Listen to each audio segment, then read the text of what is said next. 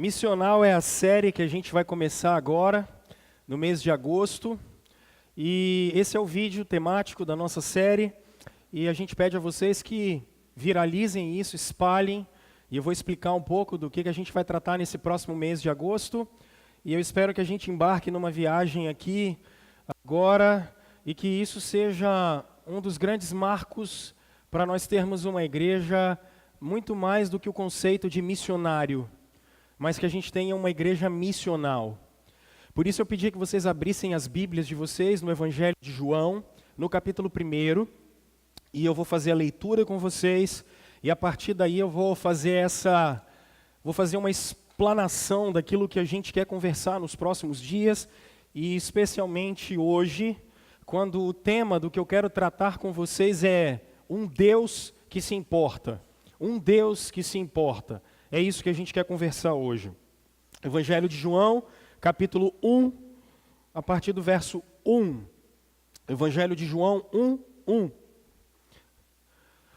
O texto bíblico diz o seguinte, o Evangelho de João, capítulo 1, verso 1, quarto livro do Novo Testamento. No princípio era o Verbo estava com Deus, e o Verbo era Deus. Ele estava no princípio com Deus. Todas as coisas foram feitas por intermédio dele, e sem ele nada do que foi feito se fez. A vida estava nele, e a vida era a luz dos homens. A luz resplandece nas trevas, e as trevas não prevaleceram contra ela. Houve um homem enviado por Deus, cujo nome era João. Este veio como testemunha para que testificasse a respeito da luz, a fim de todos virem a crer por intermédio dele. Ele não era luz, mas veio para que testificasse da luz, a saber, a verdadeira luz que vinda ao mundo ilumina a todo homem.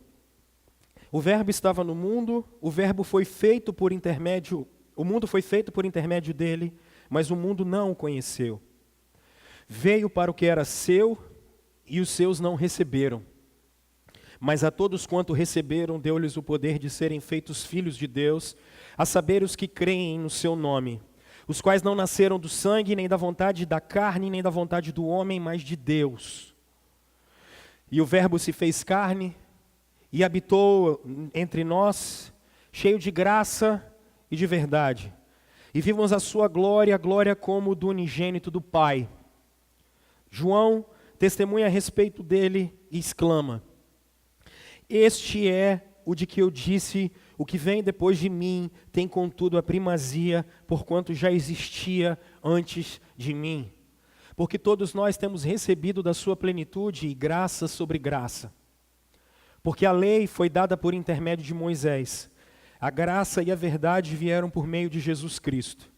Ninguém jamais viu a Deus. O Deus unigênito, que está no seio do Pai, é quem o revelou. Pai, em nome de Jesus, o que nós pedimos ao Senhor nesse momento é que a palavra rica, bela, preciosa, eterna, inspirada, inerrante e autoritativa do Senhor, a palavra do Senhor que é suficiente em si, que ela seja muito bem comunicada pelo Teu Santo Espírito, que o Seu Espírito fale com o Seu povo, que o Seu Espírito fale com a gente, para que a gente possa sair daqui, Deus, desafiados a sermos discípulos de Jesus.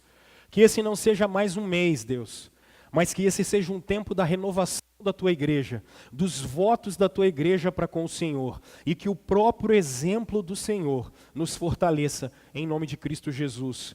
Amém.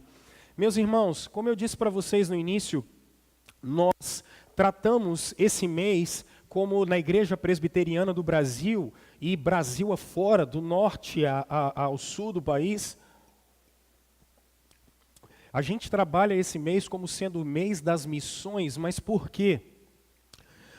O movimento que vem depois do movimento reformado, que é do século XVI, a partir do século XVII, século XVIII, século XIX, com seu expoente, com homens como William Carey, como Hudson Taylor, é o movimento das missões. Por exemplo, os metodistas vão ser formados a partir dos dois irmãos, Carlos e Wesley, quando saem da Inglaterra para os Estados Unidos num movimento de avivamento. E nós, a Igreja Presbiteriana do Brasil, também somos fruto desse movimento das missões modernas que acontecem com o avivamento espiritual pós-reforma protestante no mundo moderno, naquilo que a gente conhece como modernismo. O avivamento, e quando a gente usa a palavra avivamento, para você que não tem contato com o cristianismo, ou que nunca entrou numa igreja, ou você também que tem contato com a igreja e aprendeu que avivamento é um barulho, e quando me parece que tem gente rodando e barulho acontecendo é porque tem avivamento, a palavra avivamento não significa isso. O que a palavra avivamento significa, segundo Augusto Nicodemos, numa definição simples, é assim, um momento da história em que Deus resolveu agir para trazer o seu povo de maneira forte e poderosa para perto dele. Avivamento significa várias conversões. A palavra é trazer vida, avivar. É um período que você observa na história em que a igreja, especialmente dos Estados Unidos e da Inglaterra, até mesmo da Europa, está mandando missionários para o mundo todo.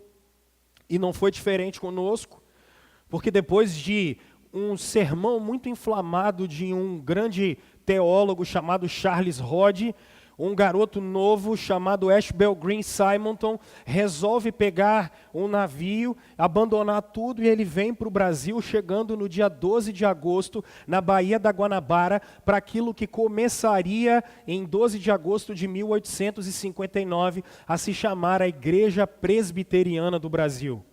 Ela se estabelece primeiro no Rio de Janeiro, depois ela sobe para as regiões de Friburgo, e aí, através do reverendo Blackford, ela chega até São Paulo, e especialmente a partir do reverendo Chamberlain, ela também chega não só ao interior de São Paulo, com o reverendo João Manuel da Conceição, mas também chega a São Paulo, e aí a igreja começa a crescer.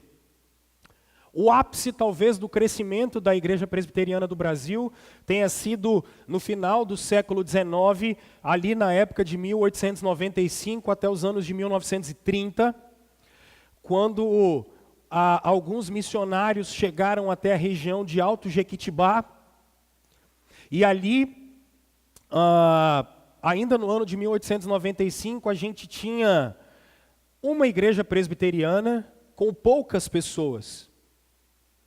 Mas de acordo com que os anos foram passando, para vocês terem uma ideia, em 30 anos, a igreja de Alto Jequitibá havia plantado 36 novas igrejas e mais 56 novas congregações, num período de 30 anos.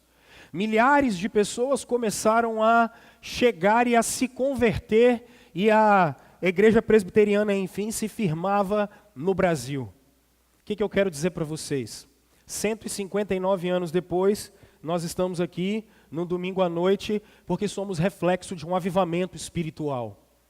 A questão toda é, meus irmãos, que alguns costumam dizer, e aí me permita falar um pouco para os da casa, e talvez para alguns que conhecem um pouco da doutrina da Igreja Presbiteriana do Brasil, e começam a dizer que, por conta de algumas doutrinas, os presbiterianos não fazem missões ou não pregam o evangelho.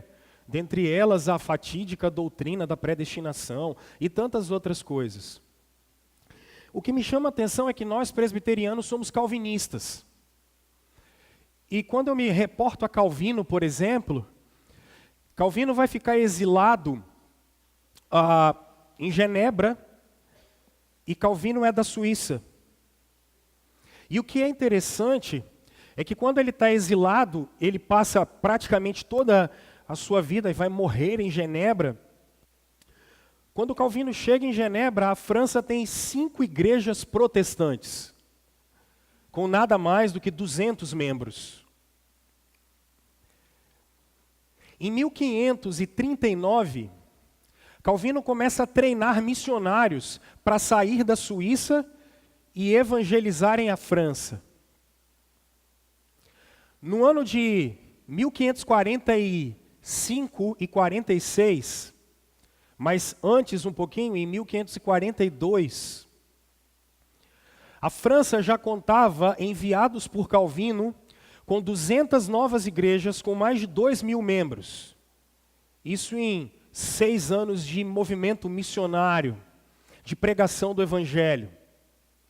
E em 3 anos depois, a igreja da França já contava com mais de 2.000 igrejas e, pasmem, com mais de 2 milhões de membros. 30% da população da França, ainda na segunda metade do século XVI, era calvinista. Não contente com isso, Calvino ainda manda missionários para a colônia portuguesa, para o Rio de Janeiro, mas essa colônia não dá certo. A questão toda que a gente deve se perguntar, minha gente, é por que é que nós hoje, no século XXI, perdemos essa referência? Por que é que nós perdemos essa referência? Percebam, se no século XVI nós fomos capazes, nós discípulos de Cristo, de pregarmos o Evangelho a ponto de uma nação completamente paganizada transformar-se em 30% de reformados, o que é que aconteceu com a nossa nação? E eu citei o exemplo, como disse para vocês, da igreja de Alto Jequitibá, que em 30 anos consegue plantar 80 novas comunidades. E aqui, diga-se de passagem, um dado interessante: nessas 80 novas comunidades, vocês sabem quantos pastores ordenados nós tínhamos na igreja presbiteriana naquele contexto? Alguém quer dar um chute aí? Para atender 80 pessoas? Querem dar um chute? Não dá. 20? Não, tínhamos 9. Como é que 9 pastores davam conta de 80 igrejas na região? Não davam. Porque os pastores não tinham carro na época, então eles juntavam no lombo de um cavalo e eles percorriam a região e eles passavam na igreja e faziam 3 coisas. Batizava quem nascia ou quem se convertia, dava a Santa Ceia e dava a bênção a cada 3, 4 meses. O resto era trabalho dos próprios discípulos de Cristo que faziam discípulos. Não havia pastores ordenados em que os membros da igreja poderiam dizer: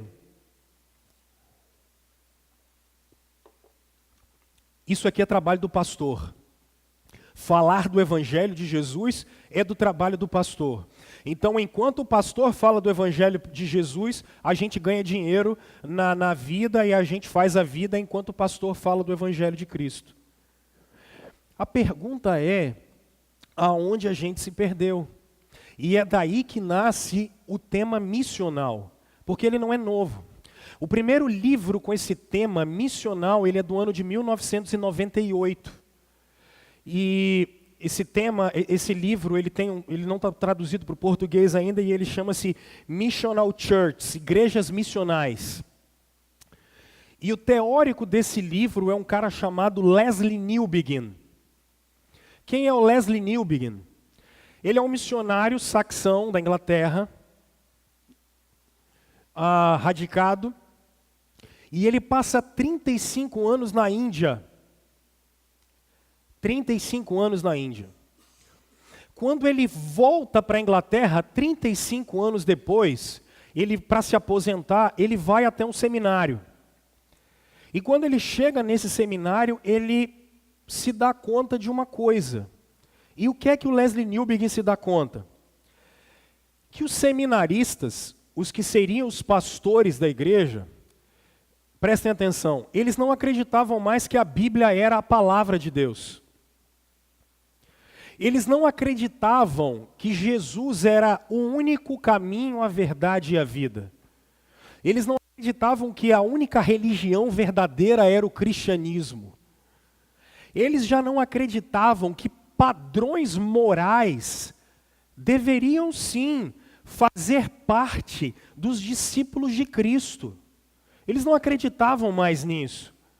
Quando Lesslie Newbigin volta para a Inglaterra, ele percebe que a igreja não está secularizada. Newbigin percebe porque, se eu perguntar para você esse termo, o que é secularismo, a palavra secularismo vem de século, e a ideia é a ideia do Deus deste século.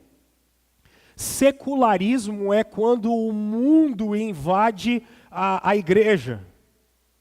Newbigin não entende que o mundo invadiu a igreja.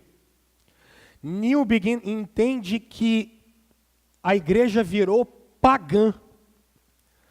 O que o paganismo tem diferente do secularismo?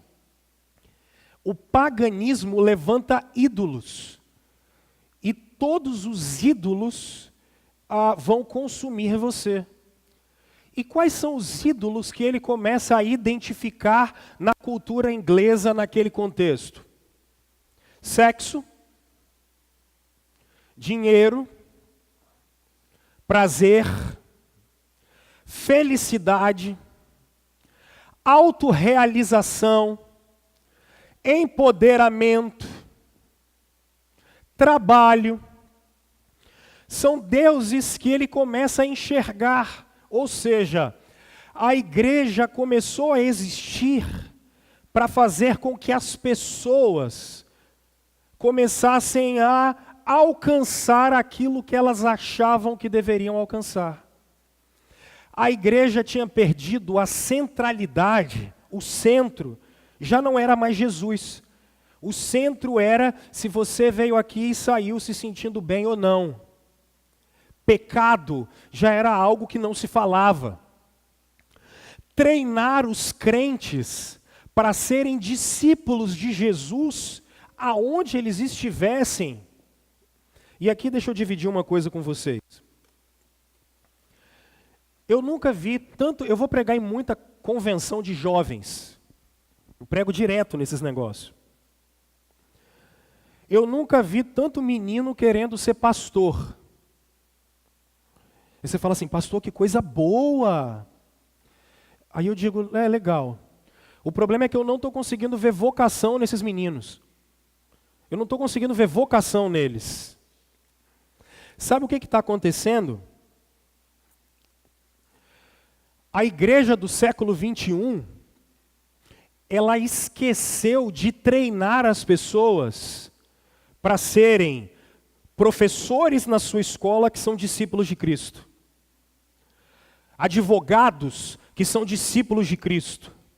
Médicos que são discípulos de Cristo. Representantes comerciais que são discípulos de Cristo. Bancários que são discípulos de Cristo. Motoristas de táxi que são discípulos de Cristo.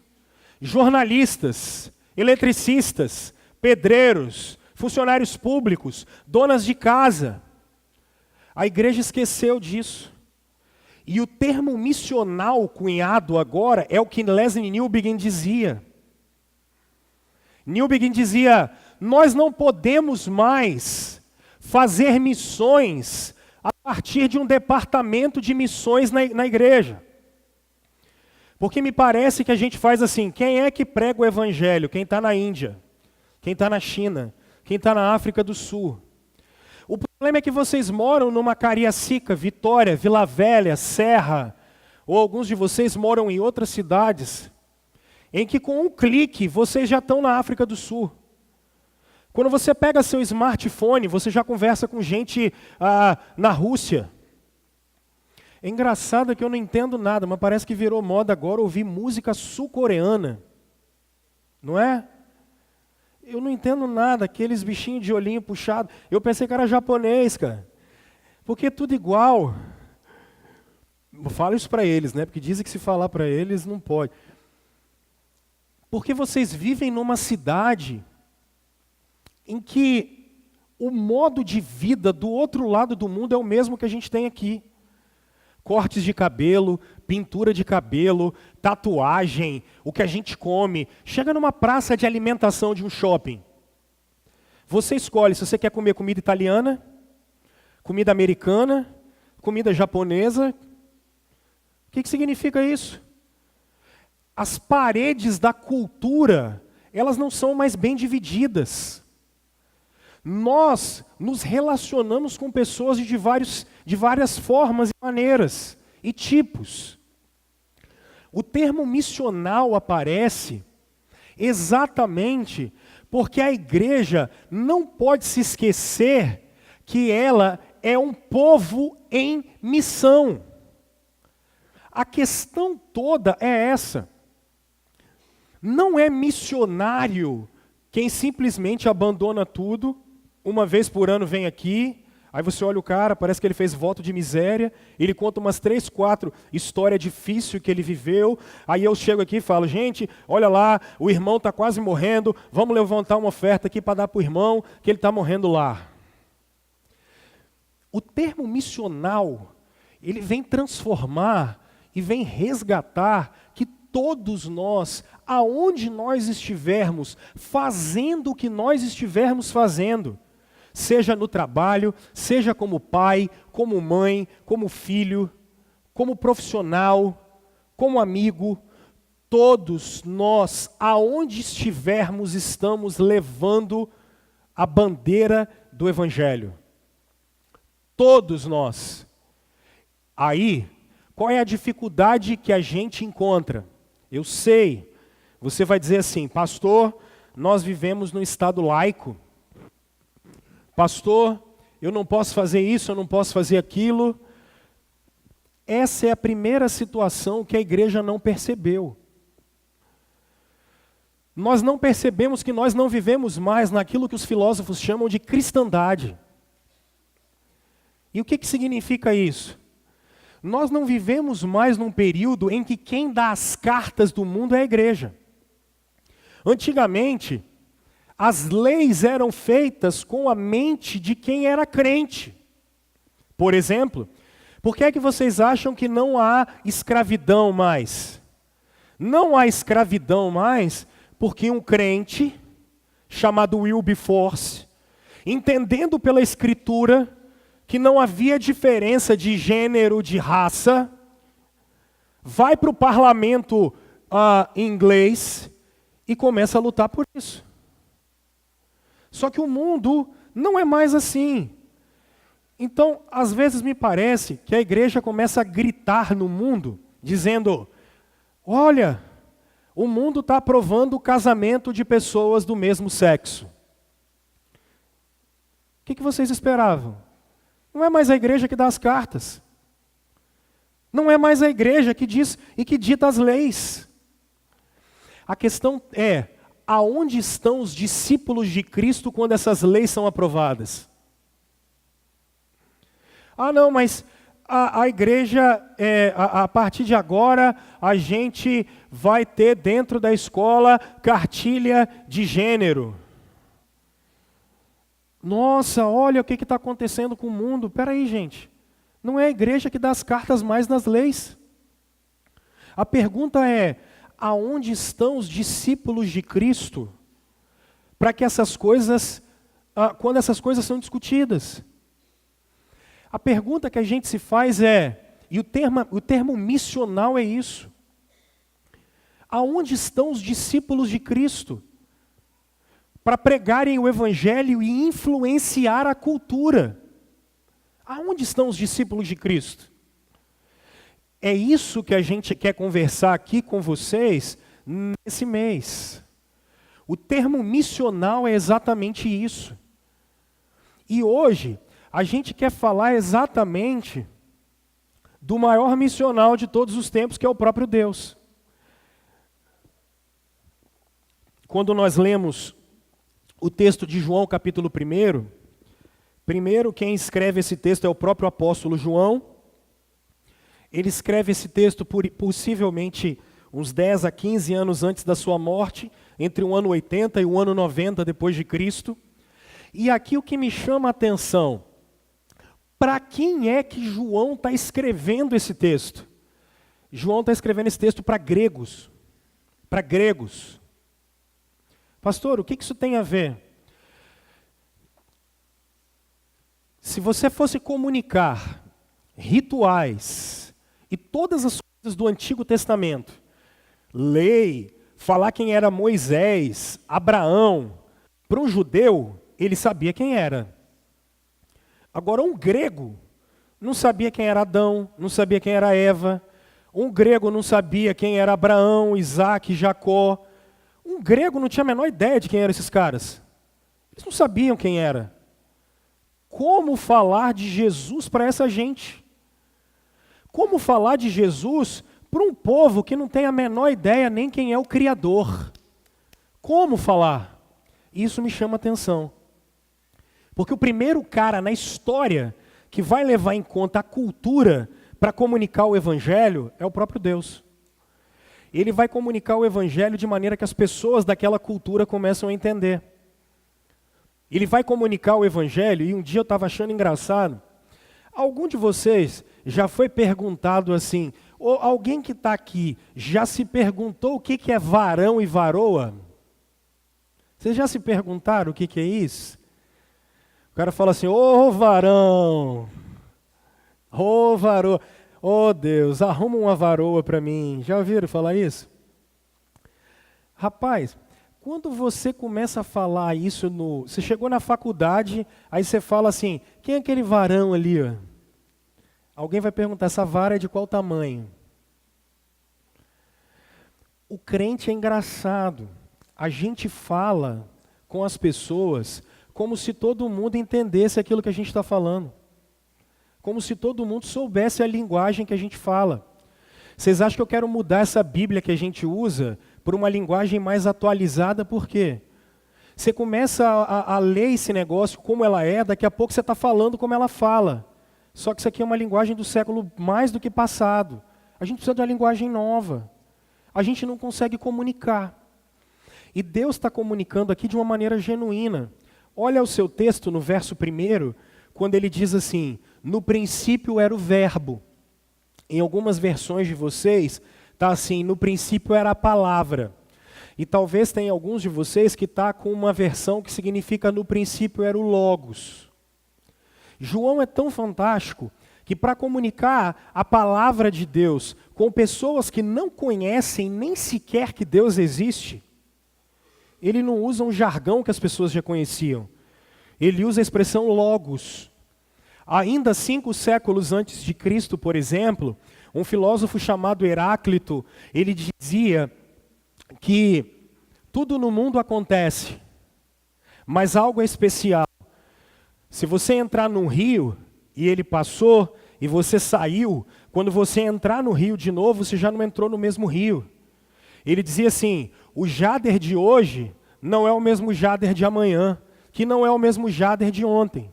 E aí algumas pessoas falavam assim, tá bom, Heráclito, mas então era para o mundo ser um caos. Heráclito dizia, não, existe um logos que mantém tudo em ordem. Existe um logos que sustenta todas as coisas. E isso, para qualquer grego que você falasse no primeiro século, ele sabia do que se tratava. Mas pastor, e os judeus? Bom, havia em Alexandria, Filo, um judeu extremamente influente, que ele dizia que o logos era algo que estava contido em Provérbios 8, do 22 a 30, quando diz que a sabedoria é anterior à existência. Então Filo difundiu aquilo pela Judéia inteira, dizendo, o que é o logos? O logos é a palavra de Deus, mas não só a palavra de Deus, o logos é o que mantém todas as coisas. Aí João pega isso, que judeus e gregos entendem, e ele diz, no princípio era aquele que mantém todas as coisas. No princípio era aquele que sustenta todas as coisas. Ele estava com Deus, e ele era Deus. O mundo foi feito por meio dele, sem ele nada do que foi feito se fez. João está tentando comunicar, gente, o seguinte, olha os seus versos 4 e 5. João está tentando comunicar que ele é a luz, e a luz brilha onde? Nas trevas. João está tentando comunicar algo assim, quem é que veio ao mundo? Deus. aquele que a cultura de vocês diz que sustenta todas as coisas, esse veio ao mundo. E o que ele veio fazer ao mundo? Os gregos gostavam muito dessa ideia de razão e sabedoria que ilumina a mente. Ele está dizendo, olha, aquele que sustenta todas as coisas veio trazer iluminação para a vida de vocês. Isso não vem pela lógica, isso não vem pela ciência, isso não vem pela razão, isso não vem pelo ensinamento. O que traz a luz, o que faz a gente melhorar, o que faz a gente crescer, o que faz a gente ser melhor, é a luz que veio ao mundo e essa luz é Deus. Um Deus que se importa, me mostra em primeiro lugar que existe uma missão, e essa missão é trazer luz ao mundo, minha gente. Deus está interessado em trazer luz ao mundo. O problema é que no século 21, trazer luz ao mundo para nós é felicidade. Trazer luz para nós é autorrealização. Trazer luz para nós é a gente ser o mais inteligente entre todos. Trazer luz para nós no século 21 é a gente falar e ter influência entre as pessoas. O problema do século 21 é que a gente conversa com homens que nem sabem que estão perdidos. A gente conversa com uma humanidade que nem sabe que está perdida. Essa é a pior parte.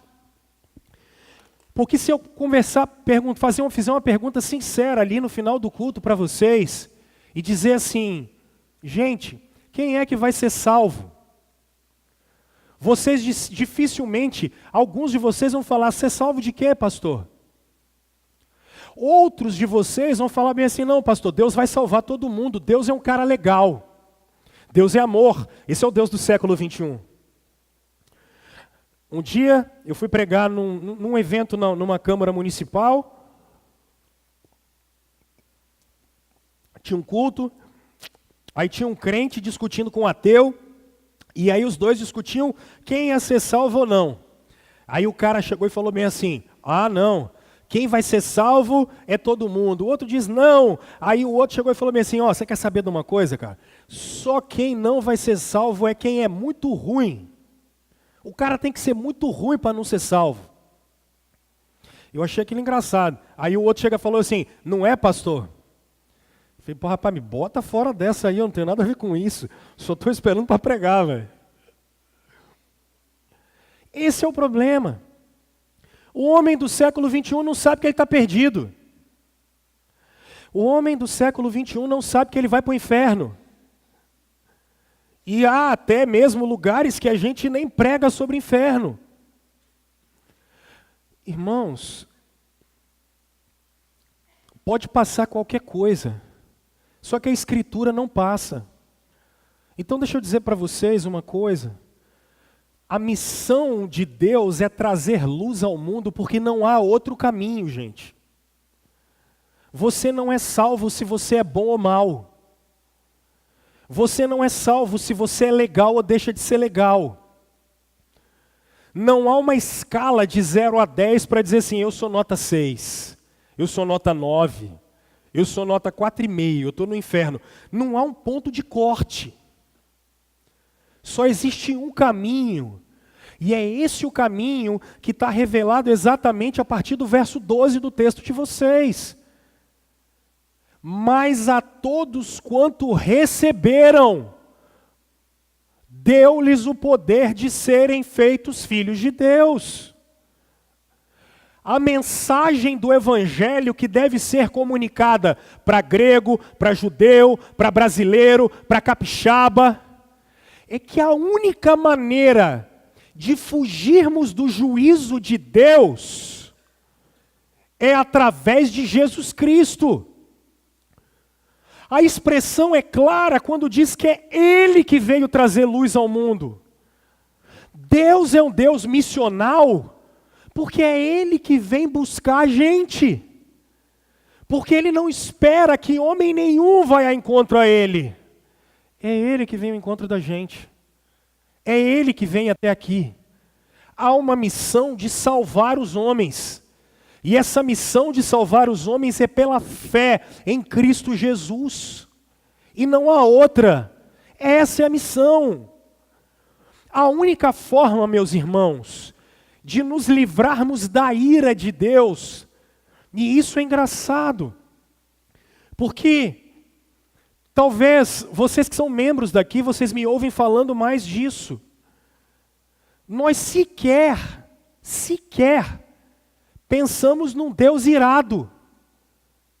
Nós sequer pensamos num Deus irado. Só que esse Deus não tem parte com o pecado.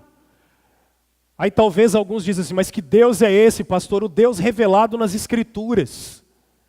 O Deus revelado nas Escrituras. Que por conta do nosso pecado, lá no jardim, faz com que uma raça inteira caia.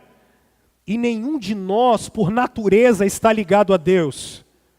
É por isso que Cristo tem que vir para nos ligar a Ele. E essa missão, a priori, é de Deus.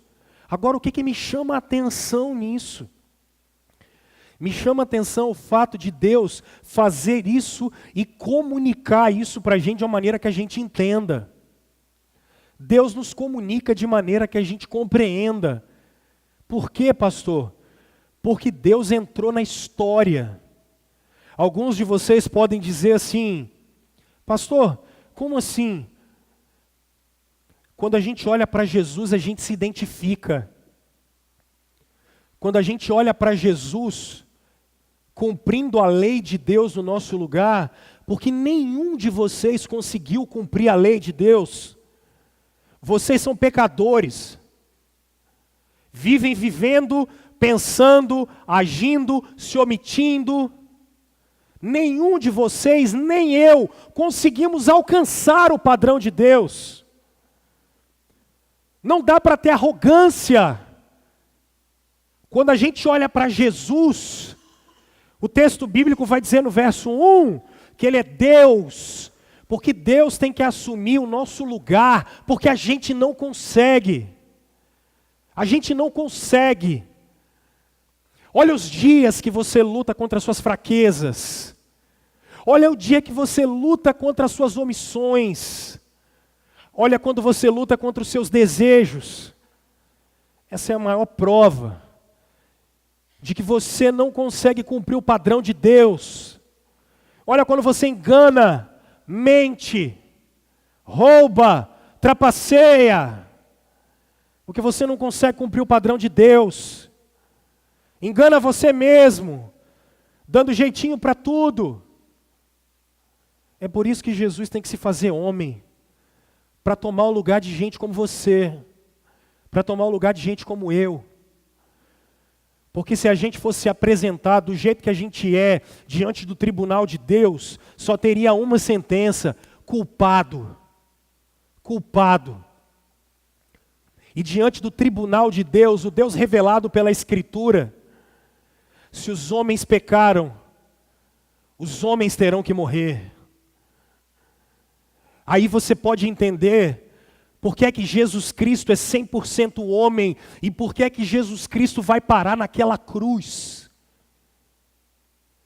Porque lá era para você estar morrendo. Porque quando chicotearam as costas dele, eram para estar chicoteando as suas costas. Porque quando enfiaram uma lança do lado dele, era a lança que deveria estar no seu lado. Quando os cravos entraram na mão dele, era a sua mão que deveria estar sendo invadida pelo tétano e tendo seu nervo repuxado. Quando colocaram uma coroa de espinho nele, eram para ter rasgado a minha e a sua cabeça. Porque ele estava carregando, era o pecado desse monte de traquinagem que a gente comete todo dia. Deus teve que entrar na história, porque a gente não era capaz nem de ter uma morte digna, porque a ira de Deus nos esmagaria, porque Deus não tem parte com o pecado. Deus não canta Imagine soltando pombinha, falando da paz mundial. Deus é um Deus irado contra o pecado. Deus é um Deus irado contra o mal. E Deus julgará essa terra, da mesma maneira que Ele julgou naquele tempo do dilúvio. E Ele voltará um dia. Deus não tem parte com traquinagem. É por isso que há 2000 anos, Quando Deus entrou na história para trazer luz ao mundo, é porque as trevas da ira de Deus estavam sobre ele. É por isso que a partir do meio-dia houve trevas. É por isso que o mundo não podia contemplar a ira de Deus. E quando Jesus começa a salmodiar dizendo: Deus meu, por que me desamparastes? Era o Deus missional entrando na história, olhando dentro dos meus olhos e dos seus olhos, dizendo: eu me importo com vocês. Vocês não conseguem cumprir o meu padrão, mas eu me importo com vocês. Então a morte de vocês eu estou entregando nessa cruz. Esse é o Evangelho. Esse é o Evangelho. Aquilo que vocês não poderiam fazer, eu estou fazendo no lugar de vocês. Esse é o Deus que entra na história. O amor de Deus, meus irmãos, não é só em curar a sua enfermidade. O amor de Deus não é só te dar um emprego. O amor de Deus não é só trazer seu filho de volta, seu marido de volta. O amor de Deus foi derramado por você naquela cruz, quando Ele estava te perdoando. E segundo o verso 2, fazendo você virar filho dEle. E de uma vez por todas, o mundo não é de filhos de Deus. O mundo é de filhos da ira. Filhos de Deus são aqueles que estão debaixo, escondidos, debaixo da cruz de Cristo. Ele é o Filho de Deus. Ele é o Filho de Deus.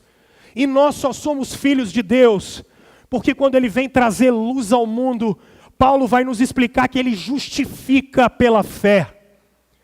Porque o que nós precisamos, meus irmãos, para sermos salvos? Nada mais de acreditarmos. Arrependimento dos nossos pecados. Simples. Arrependimento. Pastor, o que é aceitar Jesus? Compreenda que você peca, é pecador, que você está afastado de Deus, que você iria para o inferno, que nenhum homem nasce ligado a Deus. Compreenda que você é insuficiente, compreenda que a sua vida tem que mudar, compreenda que o caminho que você está levando só te leva para longe de Deus, compreenda que o que te espera quando sair daqui e entrar num outro mundo, numa outra era, e a era eterna, só há um caminho que leva a gente até Deus. Eu disse para vocês, eu acho que da última vez que eu preguei aqui, o que o texto de João, no capítulo 1, está te convidando é você a se desesperar. O Deus missional que se importa está me convidando a desesperar-me. A me desesperar de saber que, como Calvino dizia, que fé é abraçar a Cristo, que se eu não segurar na cruz de Jesus, o que me espera é a ira vindoura. Que se eu não segurar nos braços do meu Salvador, o que me espera é simplesmente o juízo de Deus. Um Deus que se importou com a gente, não aceitando a gente como a gente é. O problema da democracia é isso. E o século 21 tem um Deus chamado democracia. E a democracia é ótima, mas o problema é que a democracia vai dizer que você deve ser aceito como você é. Isso para os padrões da democracia é verdade, mas para os padrões celestiais não é verdade. Os céus não são democráticos, o céu é teocrático. Só há um padrão aceito, que é o padrão de Cristo na cruz. Deus não aceita a gente do jeito que a gente é. E o que eu quero dizer com isso? Deus só aceita o Filho dele, só Cristo. E é mais ou menos assim, se você chegar na minha casa, bater na minha porta, eu olho lá embaixo, eu não te conheço. Eu não sei quem você é, eu não vou abrir a porta. Agora, se você chegar na minha casa com João, eu vou olhar lá embaixo e falar: João eu conheço, então você pode entrar com ele. Para entrar nos portões celestiais, João não pode te apresentar, mas é Cristo. Cristo. O evangelho missional é esse. De um Deus que está interessado em salvar a humanidade a partir do seu Filho que entrou na história. O Deus missional que se importa com a gente é aquele que vem destruir os ídolos do nosso coração. É aquele que vem destruir dentro de nós toda a nossa altivez e soberba, fazendo e mostrando que a gente realmente não é nada. O Deus missional e que se importa com a gente é aquele que tem atravessado a história, salvando gente como eu e você, das trevas para a luz. A partir de quê, pastor? Fé em Cristo Jesus. Fé. O que é necessário? Fé. Crer. Agora, olha para cá. Para crer é preciso comunicar. Esse Deus que se importa, nos versos 6 e verso 15, é maravilhoso demais. Porque se Ele fez uma missão e Ele mesmo realizou essa missão a partir de Jesus Cristo, porque a salvação é uma obra dEle, Ele vai mandar em primeiro lugar João. Você começa a observar isso a partir do verso 6, houve um homem chamado João. No verso 15 você olha, João testemunha. Porque o interesse de Deus ainda hoje é salvar. O interesse de Deus ainda hoje é que a gente seja discípulo de Cristo. Ele mandou João, Ele mandou 12, Ele mandou 70. Quando Ele subiu aos céus, Ele mandou 500. Paulo vai dizer isso em 1 Coríntios capítulo 15. E de acordo com que a história foi passando, irmãos, 2000 anos depois, eu estou aqui nesse púlpito, pregando para você a salvação que vem através de um Deus que entrou na história para vir resgatar a gente, para vir mudar a vida da gente, para vir transformar a gente. E o mais interessante, para enviar a sua igreja. Para enviar a sua igreja. Para quê, pastor? Para pregarem o evangelho aonde vocês estão. Porque se o mundo é um mundo completamente depravado, aonde a luz dos discípulos de Cristo começa a chegar, as trevas precisam se dissipar, irmãos. Quando nós oramos, quando nós influenciamos, quando nós não nos corrompemos, quando nós produzimos, quando nós fazemos, porque Ele entrou na história para mudar o rumo dessa história, porque Ele se importa. Quando podemos pregar, abrirmos a nossa boca, porque Ele fez isso com João, Ele fez isso com os 12, fez com 70 e fez com a igreja. Meus irmãos, esse Deus se importa porque entrou na história para dar uma chance para o mundo voltar até Ele. Haverá um dia, irmãos, que nós nos encontraremos com o Senhor. Haverá um dia que estaremos face a face com Ele. Você, garoto, jovem, se você não envelhecer, rapidamente você vai se encontrar com o Senhor. Por ocasião da nossa morte, nos encontraremos com o Senhor. Alguns dos nossos pais já adormeceram, já morreram e já se encontraram com o Senhor. Irmãos, a maneira de Deus amar o mundo foi enviando o seu Filho, o Logos, que sustenta todas as coisas, para nós podermos voltar para Ele. Eu termino agora. Quero, em primeiro lugar, chamar você que é membro dessa igreja a se envolver com o evangelho que transforma, com o evangelho que salva. Você que é crente, a crer que Jesus Cristo é Senhor sobre todas as coisas, Ele é o Logos de Deus, Ele sustenta tudo. A crer que Jesus, através da sua vida e do poder dEle, pode transformar sua família, pode transformar seu trabalho, a educação, a política, a justiça, se influenciadas por filhos de Deus, pode ajudar esse mundo a ser sim um lugar melhor. Porque quando Cristo morreu, Ele morreu até mesmo para resgatar e restaurar a criação inteira. Eu queria te convidar a parar de ter vergonha do Evangelho de Cristo.